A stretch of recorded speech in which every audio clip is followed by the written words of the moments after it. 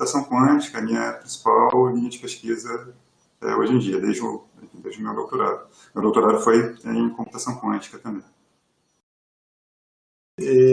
A gente agradece a RNP, a Escola Superior de Redes, pela organização desse webinar, e nós vamos começar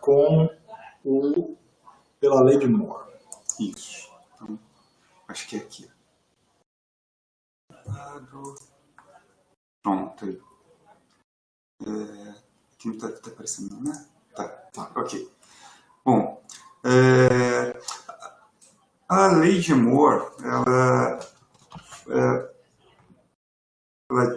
prevê, ela diz que o número de transistores em processador dobraria aproximadamente a cada 1 ano e meio, 2 anos. Então, era algo que foi observado lá pela década de 70, né? E eu acho que a gente está vendo nesse gráfico aqui em cima, né? Então, aqui a gente tem um número de transistores, né, por processador. A gente está observando que isso aqui está aumentando exponencialmente, né? Isso aqui tem linha reta, mas é porque isso aqui está em escala logarítmica, né? Então, está aumentando aqui bem rápido, né? Uma consequência dessa lei de Moore é que os componentes têm que miniaturizar, eles têm que diminuir de tamanho. Então, os transistores eles têm que ficar cada vez menores à medida em que aumenta a quantidade deles no processador, né? E isso também foi observado ao longo do tempo, né? Então, nessas figuras de aqui embaixo, a gente está vendo exatamente isso, né? Nós temos aqui à esquerda, né, um chip típico da década de 60, né, um chip da Texas, e ela era composto basicamente por isso aqui, 4 portas lógicas NAND. Isso na década de 60, né? Aqui à direita nós temos uma imagem de um processador bem mais recente, de 2015, da Intel, e a quantidade de componentes que tem aqui é muito maior, né? Então, e são bem menores também. Então, aqui nós temos uma tecnologia nessa época já de 14 nanômetros, né? Hoje em dia está até menor do que isso, a tecnologia já está em 7 nanômetros. Então, esses transistores eles miniaturizaram muito com o passar do tempo, né? E uma consequência dessa miniaturização é que, a partir de um ponto, os efeitos quânticos começam a aparecer, começam a ser relevantes para descrever o comportamento desses dispositivos, né? A mecânica quântica é justamente a área da física que estuda esses sistemas muito pequenos, né? Então, ela prevê comportamentos bem diferentes do nosso dia a dia, ela é bastante contraintuitiva. E é essa área da física que é usada para explicar o comportamento dessas partículas, né? Então, a mecânica quântica começa a desempenhar um papel muito importante, né, para descrever esses processadores. Onde que eu vou passar aqui? Bom, como a gente vai falar sistematicamente de qubit, a gente vai dar uma passada rápida, fazer uma explicação rápida do que é o qubit.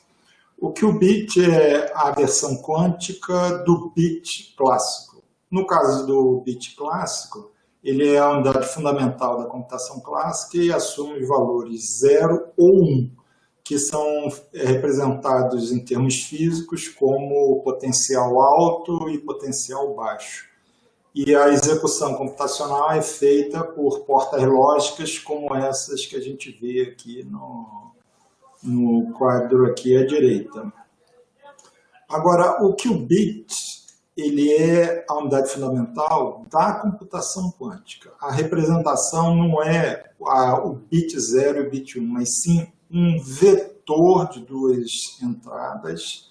O primeiro vetor seria a informação associada ao 0 e um segundo vetor associado ao 1. Aqui a gente tem essa figura que é uma representação de um qubit. Então a gente tem um anel supercondutor e é que a corrente elétrica pode circular por esse anel sem degradar, porque o supercondutor não desperdiça energia, a corrente não degrada com o tempo. E no caso quântico, é possível ter, incrível que pareça, corrente num sentido, que representa o qubit 0, e corrente num outro sentido, que representa o qubit 1. Em termos clássicos, não dá para entender o que quer dizer essa coexistência de corrente elétrica circulando num sentido do anel e, ao mesmo tempo, circulando no outro sentido. Isso é uma descrição que a mecânica quântica faz do que está acontecendo, é um modelo teórico que explica corretamente os resultados da experiência dos fenômenos quânticos. E a mecânica quântica diz que essa coexistência da corrente num sentido e no outro sentido só ocorre se o sistema físico estiver isolado do meio ambiente. Ou seja, a gente não consegue presenciar, não consegue visualizar essa coexistência dessas duas correntes. Essas correntes são representadas por esses dois vetores, vetor aqui vermelho, vetor aqui azul, que é uma representação dos possíveis valores que o qubit pode ter. E se a gente olhar lá a matemática de cálculo vetorial, quando a gente soma vetores ortogonais, os vetores geram um novo vetor, eles coexistem. E isso descreve todas as possibilidades dos valores que um qubit pode ter.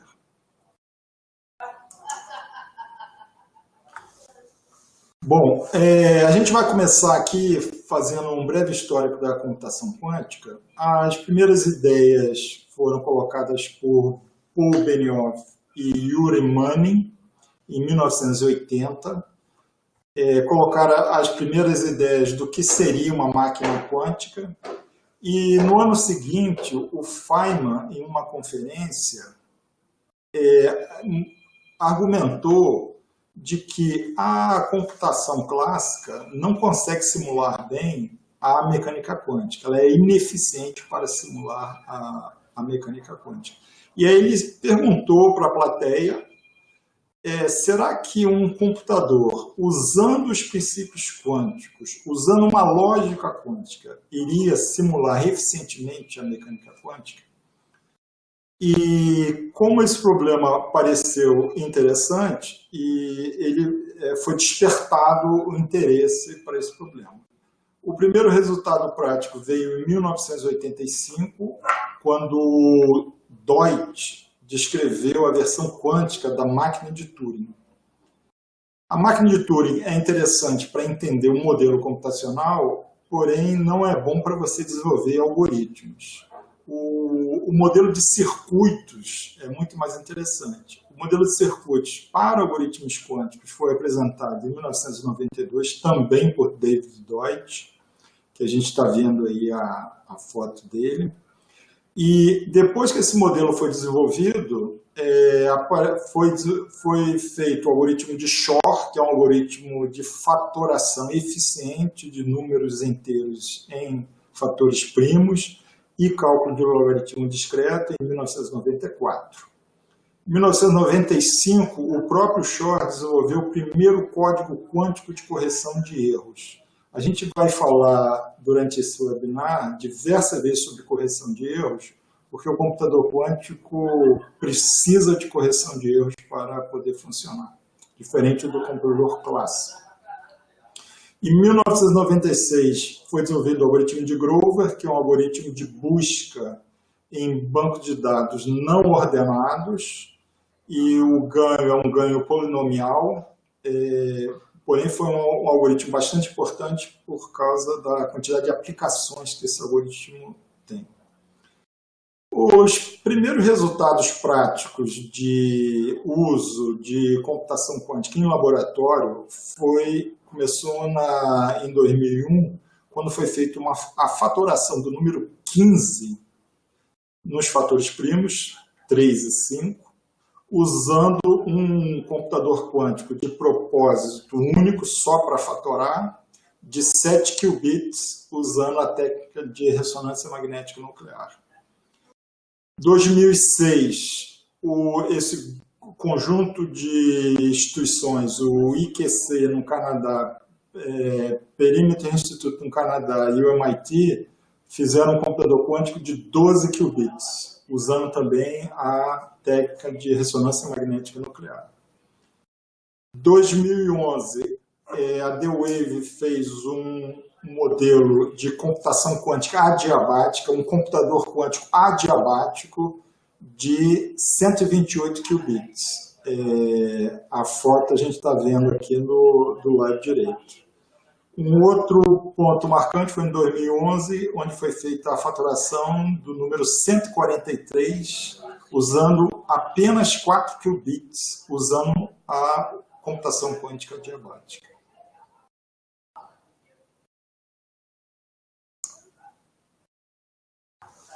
Bom, a computação quântica tem muitas aplicações importantes, né? Tem algumas que a gente acredita que vão ser importantes no curto prazo e outras vão levar ainda um pouco mais de tempo para a gente poder usar, né? Mas no curto prazo, as principais aplicações são relacionadas à simulação, que está justamente relacionado ao que Feynman já havia proposto, né, nos primórdios, né, da computação quântica. Então, a ideia é fazer simulação de química molecular, simulação de sistemas quânticos. Por exemplo, né, na simulação de química molecular, nós temos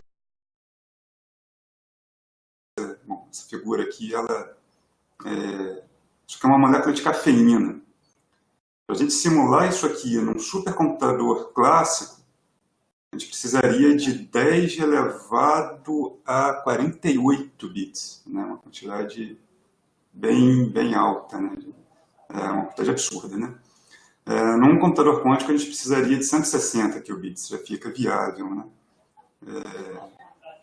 Talvez no curto prazo a gente já consiga algumas coisas assim, né? Desenvolvimento de novos materiais é uma área de aplicação importante para fim da computação quântica. Design de fármacos, né? Nós temos aqui nessa figura, né, um exemplo de um problema de cálculo da estrutura molecular de uma proteína, né, a conformação 3D de uma proteína. Então, é o tipo de coisa que o computador quântico pode calcular, possivelmente no curto prazo, né? Tem muitas outras aplicações que dependem de um controle melhor do nível de ruído e de correção de erros, então pode levar um pouco mais de tempo, mas avançando rumo a aplicações mais complexas, né, nós temos também diversos problemas de otimização que vão poder ser resolvidos no computador quântico, vários problemas de aprendizado de máquina também. Está diretamente relacionado à capacidade do computador quântico resolver problemas de otimização, né? Muitos problemas de aprendizado de máquina recaem em problemas de otimização, então isso tudo está, de certa forma, relacionado, né? E até chegando no longo prazo, né? Problemas de faturação, criptoanálise, isso vai levar um pouco mais de tempo, né? Mas são áreas em que o computador quântico também vai conseguir resolver de forma muito mais eficiente que um computador clássico, né?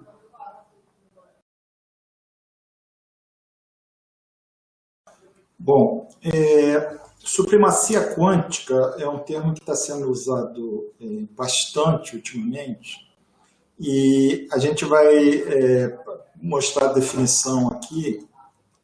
Supremacia quântica seria fazer um cálculo quântico com um computador quântico que é proibitivo nos supercomputadores atuais. Seria a primeira demonstração de que a computação quântica é superior à computação clássica em alguns problemas. Não se espera que a computação quântica seja superior em todos os problemas com relação à computação clássica. Na verdade, a tecnologia quântica, ela provavelmente não vai substituir a tecnologia clássica, ela vai coexistir com a tecnologia clássica. Então, existe um esforço muito grande para conseguir a supremacia quântica. Diversas empresas estão tentando, a Google está tentando, a IBM está tentando, diversas outras estão tentando, ver se conseguem provar na prática que é possível fazer um cálculo, rodar um algoritmo ou fazer uma amostragem de uma distribuição de probabilidades que não seja possível de fazer num computador clássico. Os principais candidatos para obter a supremacia quântica é a fatoração, que seria usar, por exemplo, o algoritmo de Shor e conseguir fatorar um número que o computador clássico não consegue num tempo viável. Uma outra técnica que está sendo tentada é o chamado Boson Sampling, amostragem de bósons, que tenta resolver um problema matemático, que é o cálculo de um permanente de uma matriz.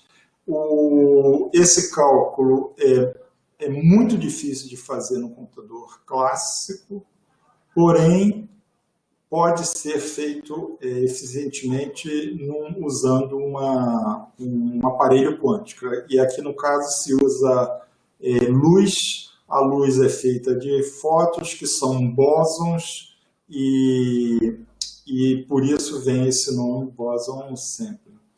A técnica principal que, por exemplo, a Google está tentando fazer, e a Google, no ano passado, tentou obter a supremacia quântica, a gente pode ver aqui por essa notícia aqui de jornal, a Google construiu um processador chamado Bristlecone de 72 qubits, que tem a foto aqui embaixo, e eles tentaram fazer uma amostragem de um circuito quântico aleatório. Constroem um circuito quântico aleatório usando portas quânticas de um conjunto de portas universais. Esse circuito gera uma saída quântica, é feita uma medição. Quando é feita a medição, a gente tem uma cadeia de bits no resultado. Essa cadeia de bits segue uma amostragem, uma distribuição de probabilidades que pode ser executada facilmente no computador quântico, rodando o circuito quântico, mas não pode ser feita de maneira eficiente no computador clássico. A princípio não tem utilidade nenhuma fazer uma amostragem desse tipo, mas seria uma prova de supremacia quântica. Para entender essa área da supremacia quântica, é importante saber que o limite atual de simulação de qubits usando supercomputadores clássicos é de 56 qubits, ou seja, os computadores clássicos mais potentes, que estão no top do top 500, conseguem simular o comportamento arbitrário de 56 qubits, mas não mais do que isso. Aqui tem mais ou menos o gasto que se precisa para fazer esse tipo de coisa. Para simular 40 qubits, precisa de 9 terabytes. Para simular 50 qubits, precisa de 9 petabytes. E esse espaço de memória cresce exponencialmente. Então, o custo é realmente muito alto.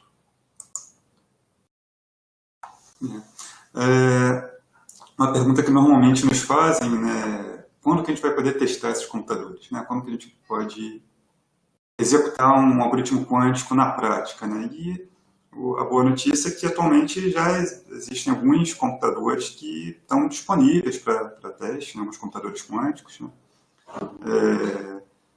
Tem, por exemplo, o computador da IBM. A IBM tem o Quantum Experience, é um site, vocês podem, no final desse webinar, vocês podem entrar lá no site, abrir uma conta gratuitamente, podem usar, né? Então, tem um computador quântico deles, que vocês já podem usar, né? É o computador que aparece aqui nessa foto. A D-Wave também tem um programa parecido, que é o D-Wave Leap, que permite acessar o computador deles remotamente para testes, mas infelizmente não está disponível no Brasil. Até a última vez que eu vi não estava disponível no Brasil. A Rigetti também tem um computador quântico que pode ser acessado remotamente, mas por convite, o acesso não é tão simples quanto no caso da IBM. A gente vai falar mais adiante sobre o computador da IBM, né? E tem muitos outros computadores que já foram anunciados, não com acesso tão amplo quanto esses três que eu mencionei aqui, né? Mas são computadores que existem, né? São computadores pequenos, claro, né? Não dá para fazer nada de muito extraordinário ainda, mas dá para implementar alguns algoritmos e começar a mexer com isso na prática, né? Então, nesse slide aqui nós temos algumas empresas que já estão bem envolvidas com a computação quântica. Isso aqui é um resumo, tá? Porque o número é muito maior do que isso, a quantidade de empresas que estão entrando nessa área está aumentando muito rapidamente. Então, aqui do lado direito, por exemplo, nós temos alguns exemplos das principais empresas que estão tentando desenvolver hardware quântico. Então, algumas aqui a gente já mencionou, a IBM, D-Wave, Rigetti, a Google, né, o Renato já mencionou, que eles têm um processador de 72 qubits, né? A Microsoft está bastante envolvida nisso também. Eles estão tentando construir um computador quântico topológico, né? Que se eles conseguirem vai ser algo extraordinário, né? Vai revolucionar, porque vão resolver o problema de erro, por exemplo, que a gente ainda vai falar mais. A Alibaba também está com um grupo de computação quântica, eles estão tentando construir também o computador quântico deles, e por aí vai, tem muitos exemplos nesse sentido. E desse outro lado aqui, nós temos empresas também que não necessariamente estão construindo hardware quântico, mas estão envolvidos na parte de software, né? Ou consultoria, ou auxiliando quem quer resolver problemas práticos usando computadores quânticos. Aqui pelo meio, né, nós temos pelo menos 2 exemplos de empresas que estão atuando nos 2 lados, né? Com consultoria, com software, mas também tentando desenvolver o computador quântico deles. E tem muitas outras empresas nessa área, a área está realmente crescendo bastante, né?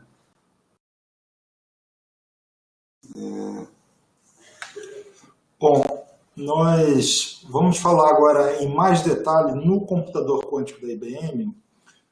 A principal razão é porque a IBM colocou alguns computadores à disposição para o público geral.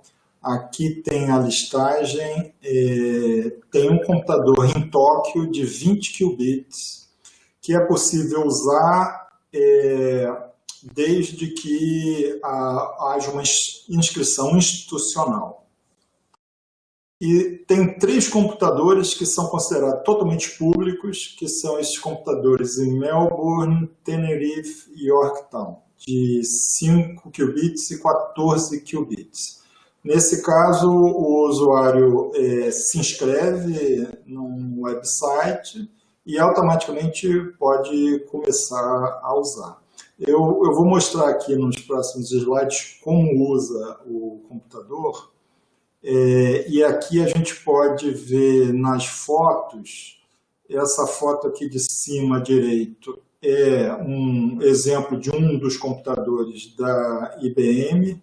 O computador fica dentro desse cilindro aqui que está na vertical, que dá para ver a dimensão comparando aqui com a moça que está ali. Se você tirar essa capa metálica, o que você vai ver lá dentro é o que está aqui nessa segunda figura. É uma quantidade enorme de fios e diversas camadas aqui que servem para fazer o esfriamento do processador. O processador fica aqui na parte de baixo do computador e aqui na foto mais de baixo a gente pode ver o processador quântico. Então, aqui, esse processador ele é pequeno, porém não é microscópico. Ele tem coisa da ordem de milímetro. E aqui tem distâncias menores, porque isso aqui está bem ampliado. E aqui a gente tem os diversos qubits impressos em circuito. E um desses qubits tem aquele primeiro slide que eu mostrei lá de computação quântica, que tem corrente circulando para um lado e para o outro lado ali ao mesmo tempo. E isso é conseguido quando esfria esse circuito a uma temperatura radicalmente baixa, da ordem de 10 milikelvin. Esses computadores da IBM, esses computadores que a gente está falando, computadores que o Franklin aqui mencionou, são chamados computadores CREIs. CREI aqui é tradução de NISQ. NISQ quer dizer Noise Intermediate System Quantum Computers. Então, são computadores quânticos ruidosos da escala intermediária. Isso quer dizer CREI.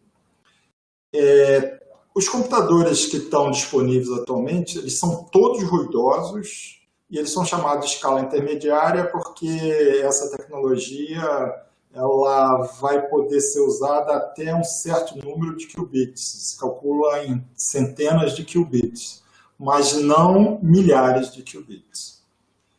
E um dado importante é que esses computadores são ruidosos. O próprio usuário tem que lidar com os ruídos, diferente da computação clássica.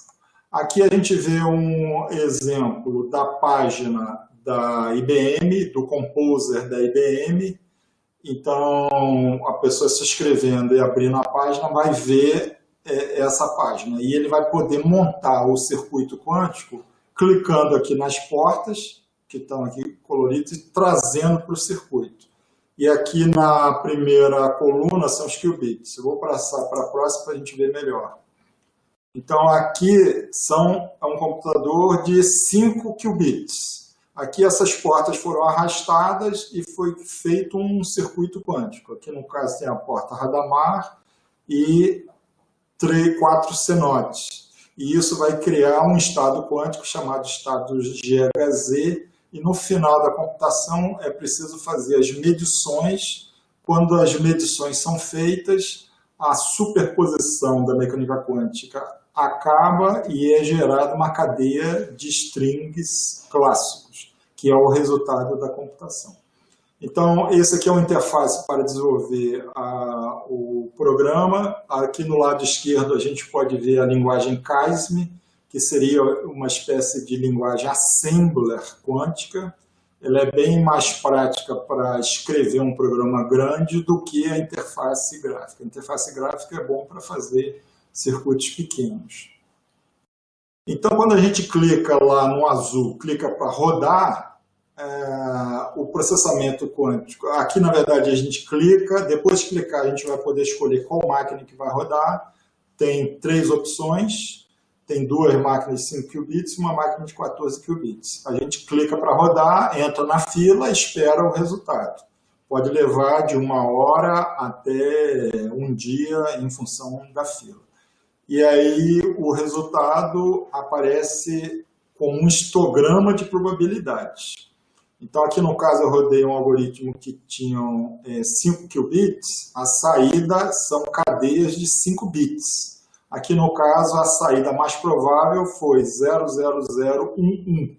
Essa seria o resultado da computação, que ocorreu com probabilidade de 38%. Os resultados de algoritmos quânticos são sempre histogramas desse tipo. Ou seja, quem desenvolve o algoritmo tem que controlar o algoritmo de forma que o resultado desejado seja o resultado mais provável, porque senão ele vai se misturar com as outras possíveis saídas. Além do algoritmo ser randomizado, tem também a contribuição de erros intrínsecos do computador quântico. Então, uma parte dessa saída ficou com a porcentagem caiu em função de erros.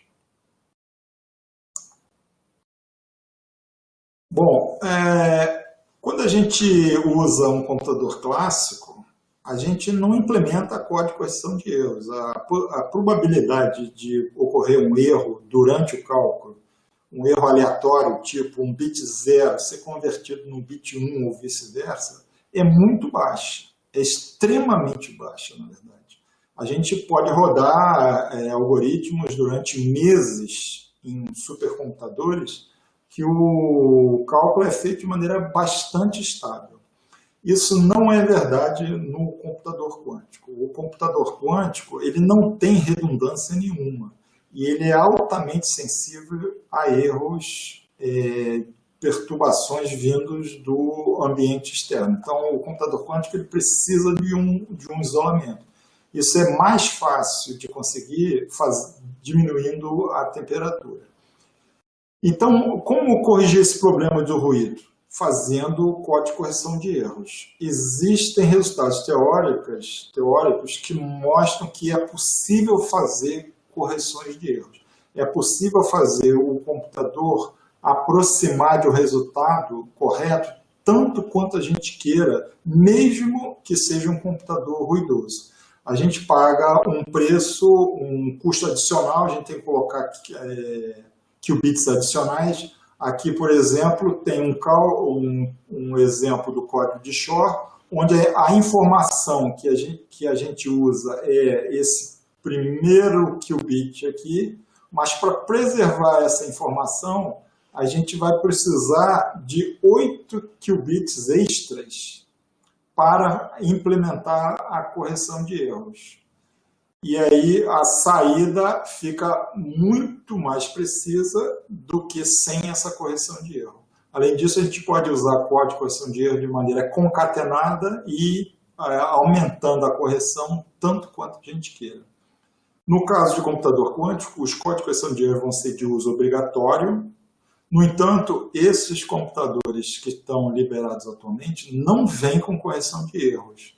Então, fica a cargo do usuário implementar ou lidar com os ruídos de alguma outra maneira. Uma outra coisa importante também é que os códigos de correção de erros funcionam desde que o erro esteja abaixo de um certo limiar. Esse limiar, usualmente, na maioria dos códigos, tem que ser bem pequeno, tipo uma probabilidade menor que 1% de erros. E os computadores que estão sendo liberados, colocados agora no mercado, eles estão muito próximos do limiar ou acima até. Isso significa que eles ainda não aceitam bem correções de erros. Certo. Nós temos muitos algoritmos já desenvolvidos, né, para computação quântica, né, no histórico que o Renato fez no início, né, ele já mencionou o algoritmo de Shor e o algoritmo de Grover, né, mas já existem muitos além desses, né.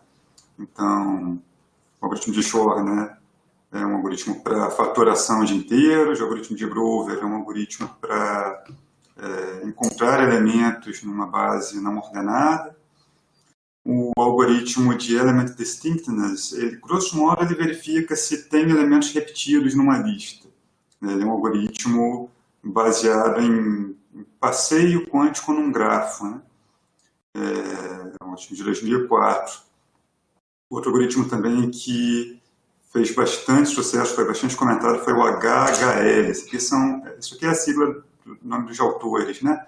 É um algoritmo para resolver sistemas lineares de equações, né? Tem muita aplicação também, né? Um algoritmo de 2009. E, em geral, esses algoritmos eles se enquadram em algumas técnicas, né? Da mesma forma que na computação clássica nós temos várias técnicas para desenvolver algoritmos, né? Então, a gente aprende lá, né? Dividir, conquistar, programação dinâmica, algoritmos gulosos, tem várias técnicas clássicas, né? Na computação quântica também existem várias técnicas para desenvolver algoritmos quânticos, né? Então, por exemplo, tem o Hidden Subgroup Problem, né? Uma forma de enfim, tem vários algoritmos que se enquadram nessa classificação de Hidden Subgroup Problem. O próprio algoritmo de Shor é um exemplo desse, né? O algoritmo de amplificação de amplitude é o exemplo do algoritmo de Grover, por exemplo, né? Passeios quânticos também são usados para desenvolver algoritmos, então Element Distinctness é um exemplo disso. O KOA é uma técnica também para desenvolver algoritmos de otimização, também uma das aplicações que eu tinha mencionado antes, na otimização. Então, uma forma de se desenvolver algoritmos de otimização no computador quântico é pela técnica KOA. O Quantum Annealing também é uma técnica utilizada para otimização, é a estratégia usada, por exemplo, no computador da D-Wave, né? Mas a lista iria bem além disso daqui, eu fiz um resumo, né? Quem tiver curiosidade pode entrar nesse site que está aqui, que aí lá vai ter a lista completa. Esse site é mantido bem atualizado, então a quantidade de algoritmos de lá tem crescido e já é bem grande, né?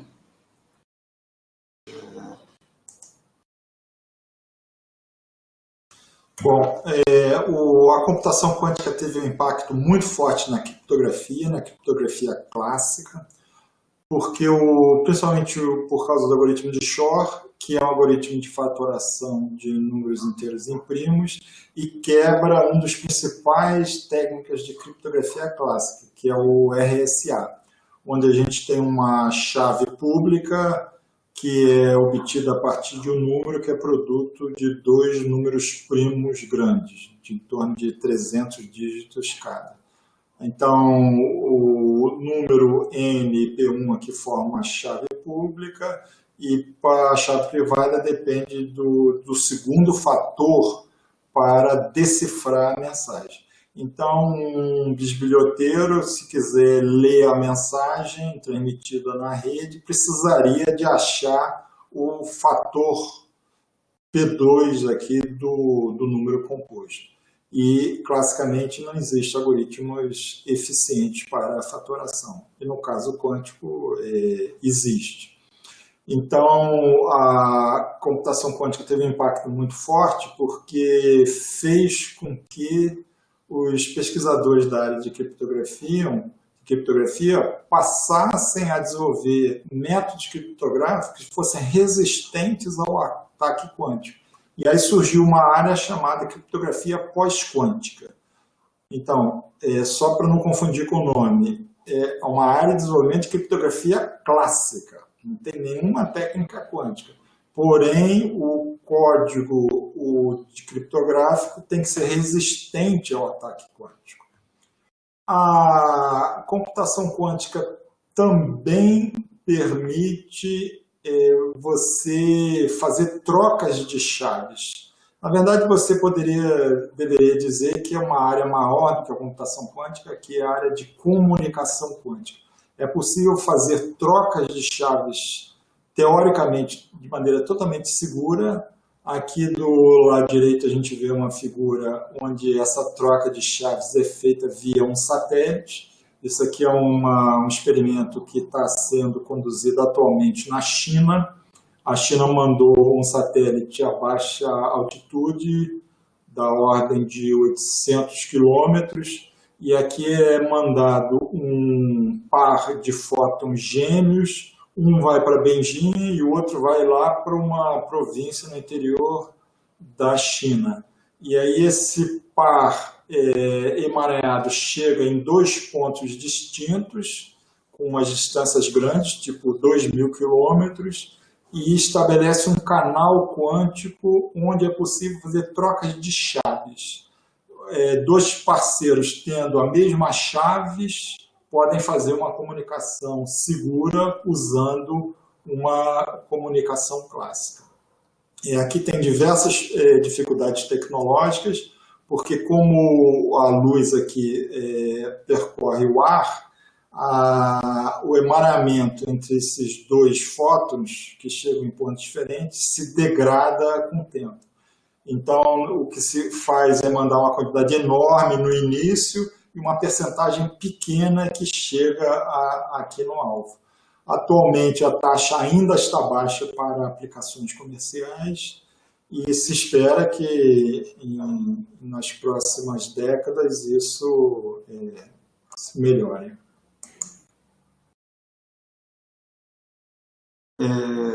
Bom, então, concluindo, né, a supremacia quântica, nós esperamos que ela seja alcançada no curto prazo, então, questão de poucos anos, nós já devemos ver computadores quânticos capazes de resolver algum problema, prático ou não, né, de forma mais eficiente que os melhores computadores clássicos, né. Aplicações práticas devem surgir no médio prazo, aplicações em otimização, em aprendizado de máquinas, né, em simulação de sistemas quânticos, desenvolvimento de novos materiais, né. No Brasil, a computação quântica ela é estudada principalmente em universidades, centros de pesquisa, muita pesquisa sendo feita no Brasil em computação quântica, né. No exterior,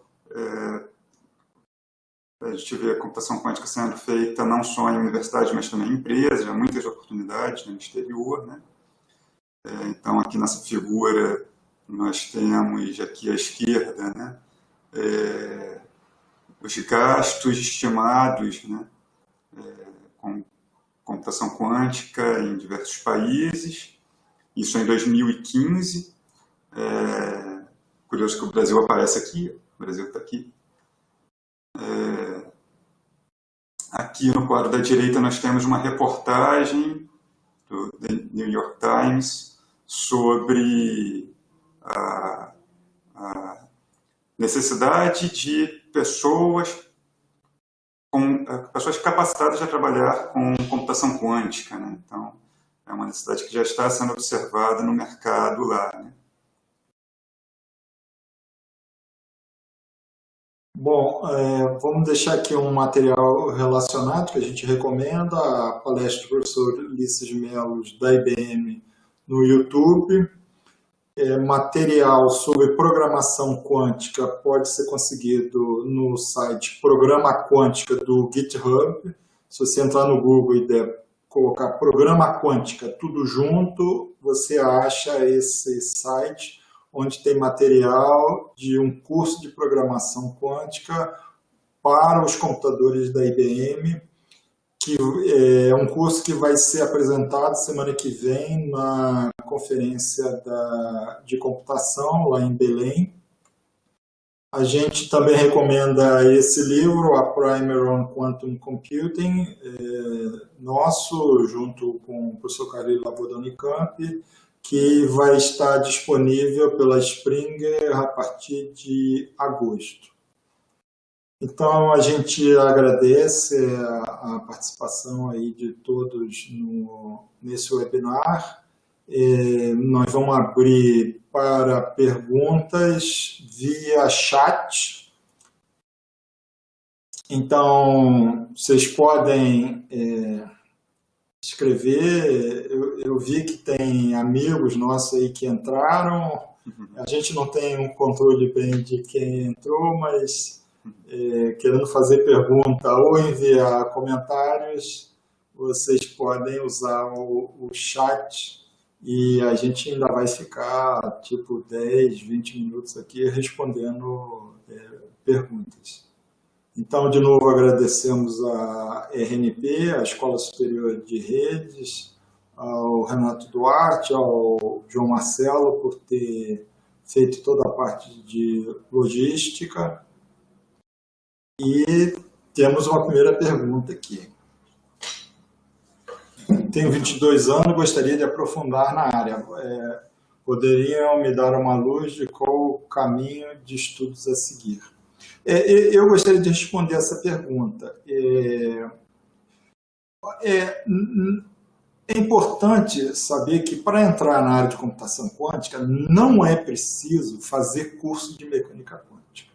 A parte de mecânica quântica é a parte mais simples da área. A parte mais difícil é a parte matemática, porque precisa de álgebra linear e precisa de um conhecimento bastante sofisticado de álgebra linear. É preciso fazer um curso, de preferência 2 cursos de nível universitário de álgebra linear. Só é possível construir algoritmos quânticos, só é possível entender as coisas que são feitas na área se a pessoa tiver uma formação sólida em álgebra linear. Então, essa é a chave, é a porta de entrada na computação quântica, entender bem de álgebra linear.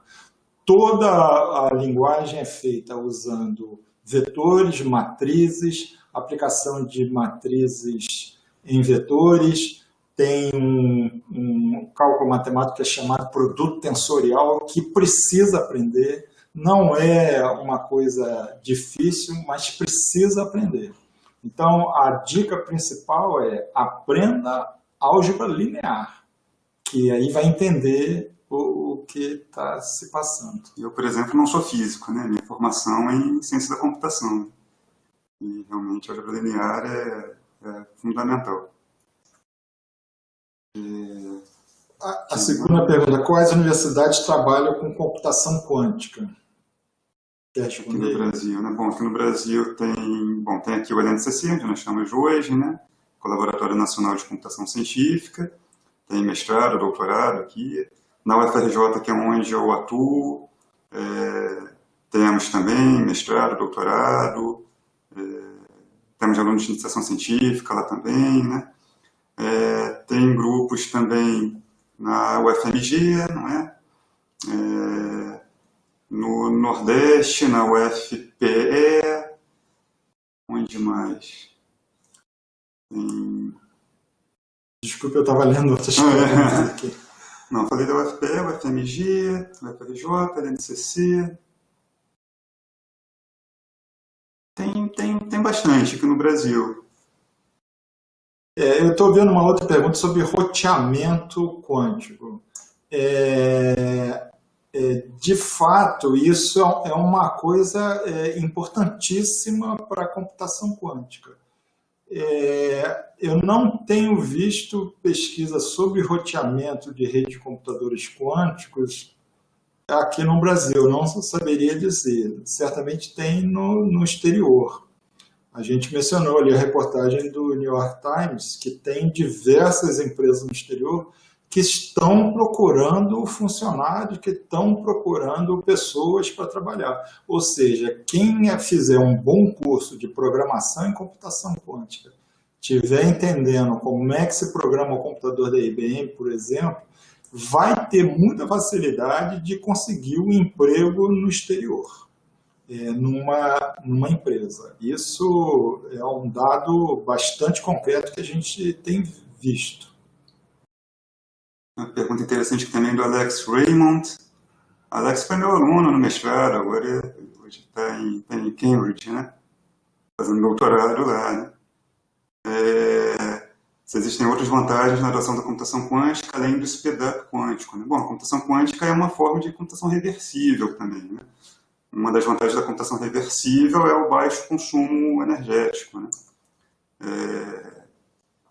Então, a computação reversível é estudada classicamente também, né? Pessoas que estudam a computação reversível clássica, né?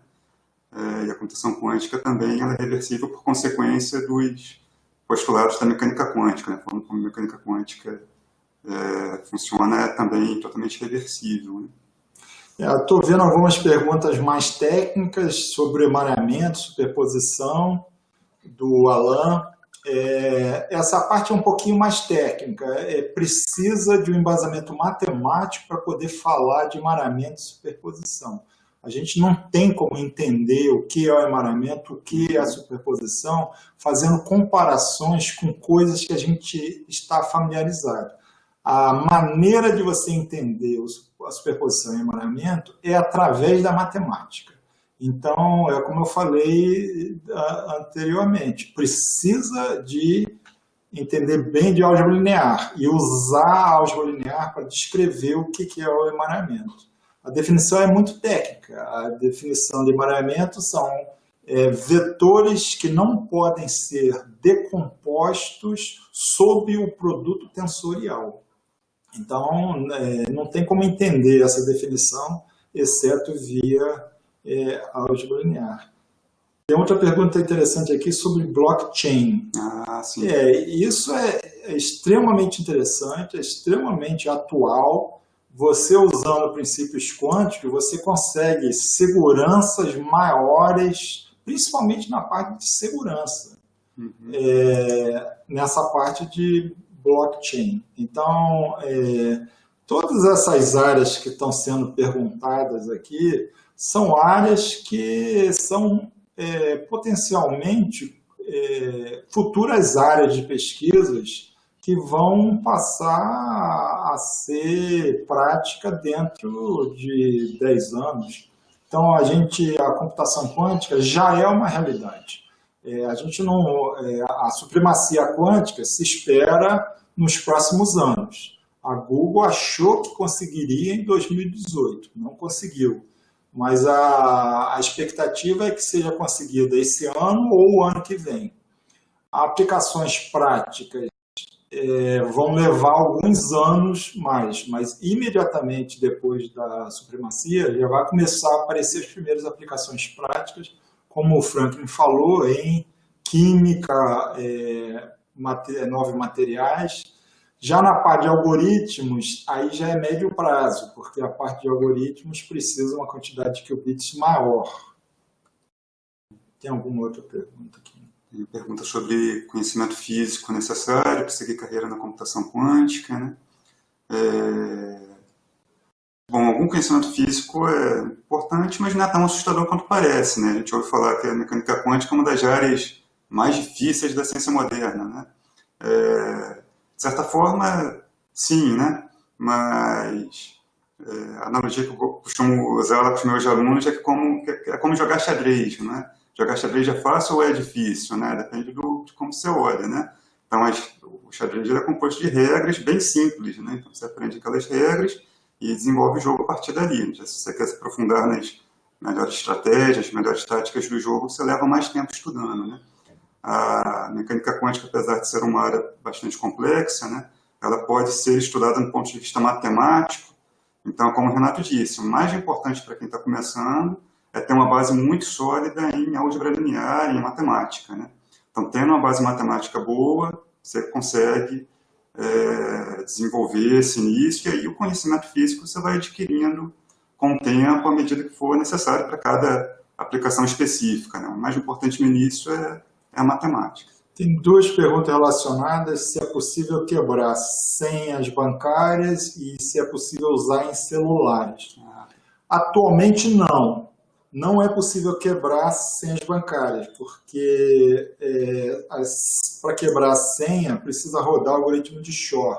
E aí o número de qubits requerido é muito grande, é coisa de acima de 1000 qubits. Então é alguma coisa a médio prazo, quebra de senhas bancárias.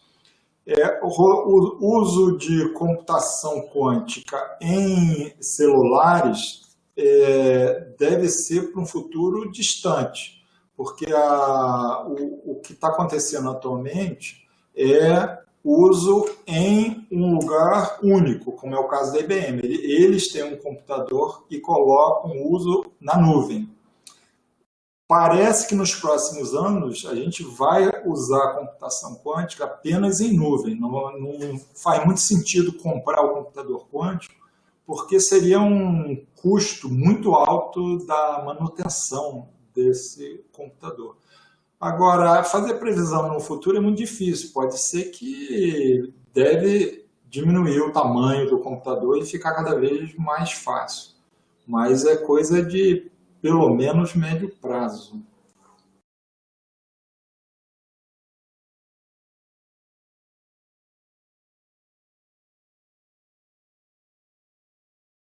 Sim, algumas perguntas são difíceis de responder aqui. Sobre a seta do tempo, eu sei que saiu um artigo dos pesquisadores do Rio e de São Paulo sobre a seta do tempo. Eu não saberia responder isso, não. Sim, essa última pergunta sobre o LNCC, do Alan. Alan, sim, a gente tem material, a gente deixou ali no último slide material relacionado, a gente colocou no GitHub, então lá é um curso introdutório de programação quântica.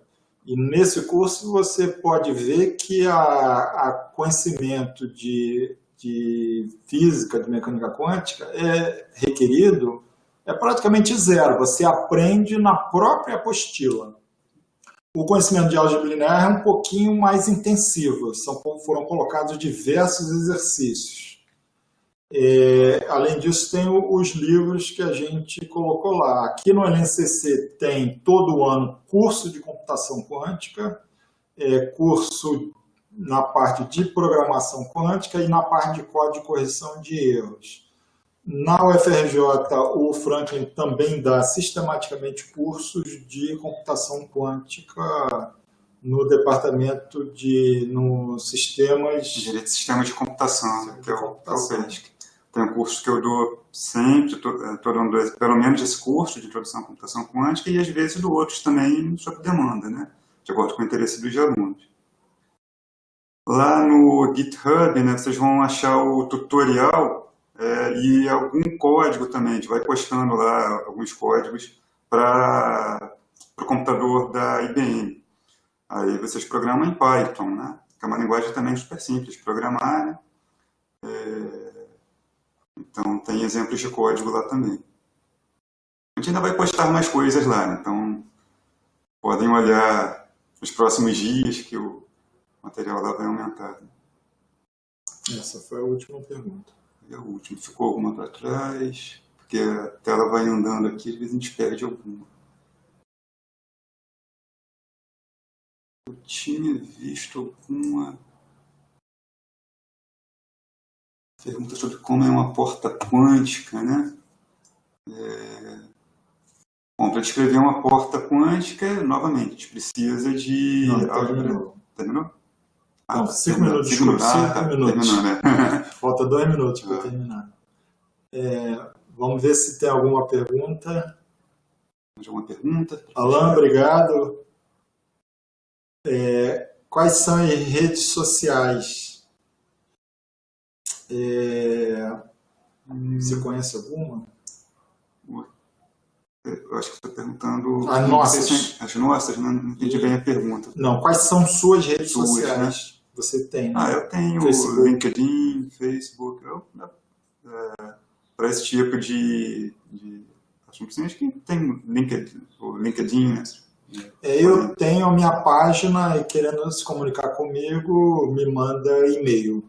A minha página também tem lá meu e-mail. Acho que é a forma mais fácil de fazer contato é e-mail, né? Eu tenho lá no LinkedIn, mas eu nem uso tanto, não.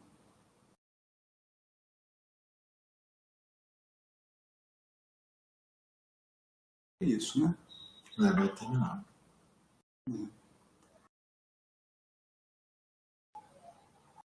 Obrigado, Diego.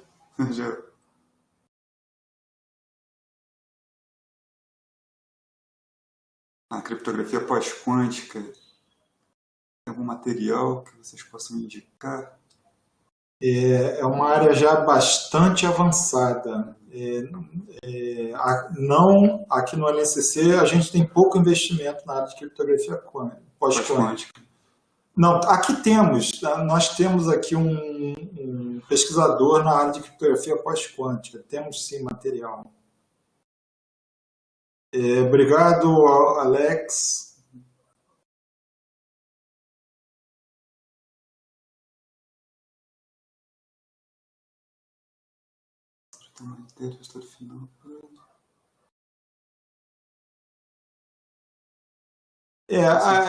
O Roger, realmente essa apresentação a gente não tem muito tempo de esclarecer os detalhes ali de como é o funcionamento do modelo padrão de computação quântica.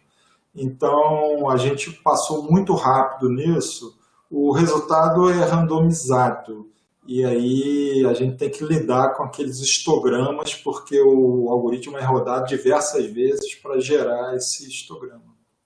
Pergunta do Daniel Posner. Daniel Posner, como você vai? Grande Obrigado amigo Daniel. Colaborador nosso. Perguntando sobre linguagens de alto nível para programação e computação quântica, existe sim, né? A linguagem que é usada pelo computador da IBM é bem alto nível, né? Programa em Python é basicamente um módulo de Python, né? Você dá um import lá e vai usando, né? É bem alto nível. A Microsoft tem uma linguagem também chamada Q#, parecido com C#, né? A Rigetti tem a linguagem dela também que é baseada em Python. Então tem sim diversas opções. Não precisa programar em Assembler quântico, não. Dá para programar em alto nível já. Obrigado, Aloysio.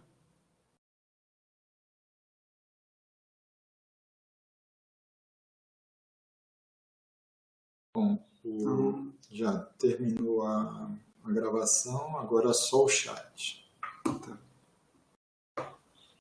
Obrigado, Bianca.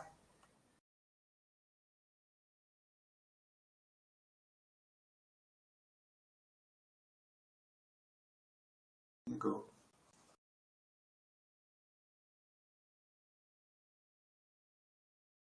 Obrigado, Alexandre. Qual linguagem de programação? Qual linguagem de programação mais indicada para iniciantes? Eu começaria pelo Qiskit, né, que é a linguagem usada pelo computador da IBM, né, um módulo para Python. Né, então, acho que vale a pena começar por ali, que é o material que a gente colocou no GitHub. Né, o tutorial todo baseado no Qiskit. Obrigado, Fernanda. O suporte da RNP está pedindo para terminar o webinar. Então, de novo, obrigado pela atenção de vocês. Até a próxima oportunidade. Tchau, obrigado a todos e até a próxima.